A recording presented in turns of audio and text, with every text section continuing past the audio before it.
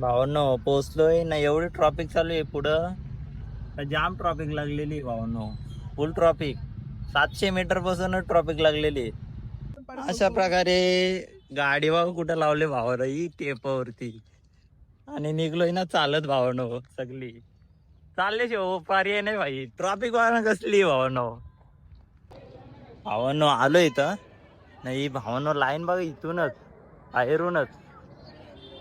कधी पोहोचायचो आतमध्ये भावानो. जसा जसा भावानो आतमध्ये जातोय तशी तशी पब्लिक वाढली भावानो. काय ही भावानो गर्दी लय बेकार. फुल गर्दी ना भावानो. लय गर्दी. हे बघ गर्दीच गर्दी ना भाऊ. दर्शन केलं भावानो. आईने आणि मी पण केला फोटोशूट जरासा बाहेरूनच ना. मुख दर्शन घेतलं आणि बाहेरूनच निघलो. काय आता कुठे जायचे का माहिती.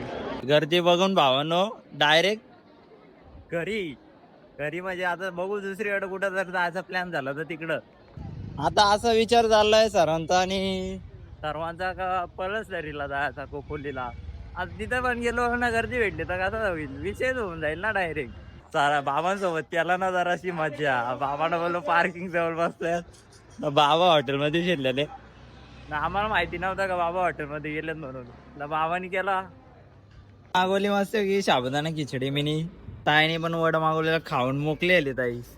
विचारलं पण नाही भावाला. जेव्हा भावाची ऑर्डर आली तेव्हा मस्त टाकत होती की हात चालली ती असते ती. निघालो ना भावानो. ट्रॉफिक आहे तरी अजून पण कशी गाडी बघू आता.